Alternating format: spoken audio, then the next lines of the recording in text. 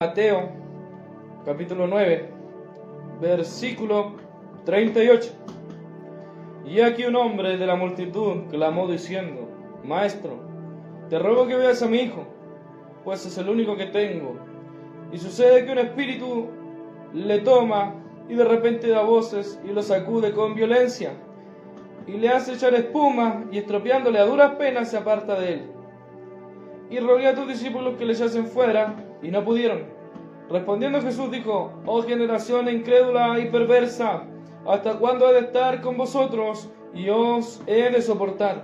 Trae acá a tu hijo. Y mientras se acercaba el muchacho, el demonio le derribó y le sacudió con violencia. Pero Jesús reprendió al espíritu inmundo y sanó al muchacho, y le devolvió a su padre, y todos se admiraban de la grandeza de Dios. Amén. Vamos directo a la palabra, donde nos enseña la palabra de Dios el pasaje, la historia del joven endemoniado. Dice la palabra que entre la multitud, de cuando Jesús bajaba de la montaña donde había hecho la transfiguración, donde se había santificado, donde se había visto su gloria, y donde sus discípulos también se habían santificado al ver su gloria. Apenas baja de aquella montaña, dice la palabra, que de inmediato apareció una posesión demoníaca, una enfermedad. Hay muchas enfermedades, hermanos, oyentes, amigos, que son posesiones demoníacas y no son enfermedades. Por eso usted siempre tiene que orar por los enfermos. Pero el punto es que Jesucristo venía bajando de la santidad, venía bajando de haberse transfigurado y haber mostrado su gloria y el reino de Dios a sus discípulos. Y lo primero que encuentra al bajar la montaña es un problema con Satanás, con el demonio. Lo mismo que con todo hombre, con todo cristiano, con toda persona que sirve a Dios, cuando se santifica, cuando ora, cuando clama, cuando va a la iglesia bien, cuando canta alabanza para Dios bien, cuando lee la palabra y se acerca a Jesucristo y se acerca más a Él y logra ver el reino de Dios, más oposición satánica tiene. Más problemas con la familia, más problemas con las personas, con los vecinos, más problemas con la opinión de los demás, más problemas con el enemigo. Dice la palabra: no tenemos lucha contra carne ni sangre, porque todas esas personas que se te levantan a ti, que te roban el gozo después de haber ganado el gozo con oración. Bueno, el gozo no se gana, el gozo lo da Dios. Después de tener ese gozo, haberse acercado a la presencia de Dios, viene Satanás y te lo quita. Y Satanás no se te va a aparecer como algún monstruo o algo como muestran en la tele, en las películas de terror, no. Lo que va a hacer Satanás va a levantar personas contra ti, porque Satanás también tiene sus instrumentos. Satanás también tiene sus personas, también tiene sus siervos, así como Dios tiene los suyos. Y hay muchas personas que se dejan usar por Satanás, que cuando más tú te acercas, más Dios te pone cerca de Él y te permite acceso a su presencia. Más se levantan esas personas y ponen oposición. Más te hacen tropezar, más te hacen caer. Gloria a Dios. Y va a ser gente de tu alrededor, gente de al lado tuyo, gente que sabe que si te dicen algo te van a hacer caer. Gloria a Dios. Esta palabra la he pedido por fe hoy, que nos enseñe la palabra. Y contra más te acercas a Dios, más oposición del diablo hay. Si tú no te acercas a Dios, si tú eres un cristiano que vive a media, si tú eres un cristiano que anda ahí, un poco sí, un poco no, no vas a tener oposición del diablo. Satanás no se te va a levantar, no se te va a poner el enemigo, no se te va a manifestar. Tú pensarás: pero estoy bien con Dios, mira, no tengo pruebas, nadie se me levanta, estoy bien. Pero la realidad, hermano, es que toda persona que se aparta de Dios está libre de la lucha contra el diablo. ¿Para qué el diablo va a batallar con alguien que ya le pertenece? Dice la palabra que Satanás no se divide. Bendito sea el Señor. Contra más te acerques a Dios, contra más te acercas a la presencia de Dios, contra más santidad en tu vida, más guerra. Porque Satanás no quiere ver a personas santificadas.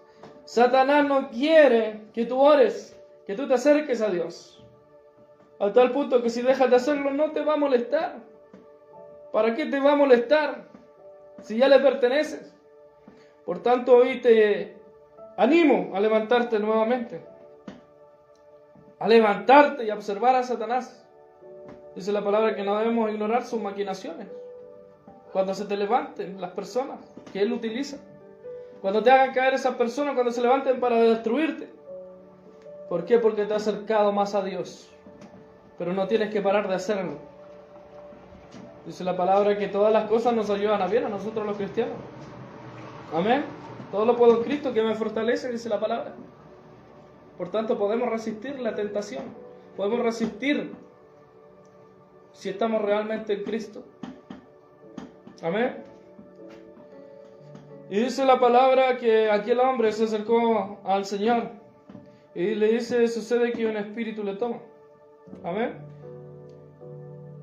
Y de repente la voz se lo sacude con violencia y le hace echar espuma y estropeándole a duras penas se aparta de él. Antes de eso dice, maestro, te ruego que veas a mi hijo, en el versículo anterior. Y de ahí le describe todas estas cosas. ¿Qué creía el padre del niño? Le dice, te ruego que veas a mi hijo. El padre de este niño creía que si tan solamente Jesús ponía sus ojos sobre aquel niño, iba a hacer algo, iba a sentir compasión, iba a querer sanarlo. Amén. Y es cierto, porque la palabra dice Jehová grande en misericordia, que tiene compasión de los hombres. Amén. Dice la palabra que él se conmovía cuando veía las multitudes. Entonces aquel padre se confió y puso su fe en algo que Dios tiene abundantemente, en su misericordia, en su gracia.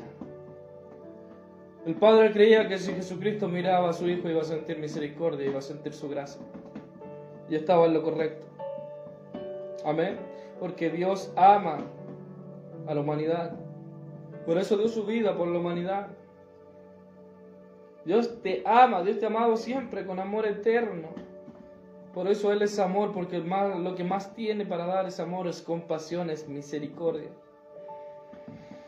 Y le describe el sufrimiento de su hijo. Y dice que le rogó a los discípulos que le echasen fuera y no pudieron. Respondiendo Jesús les dijo, oh generación incrédula y perversa, ¿hasta cuándo he de estar con vosotros y has de soportar? Trae acá a tu hijo.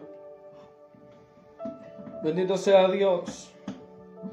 Dice la palabra que Jesucristo le llamó generación incrédula y perversa.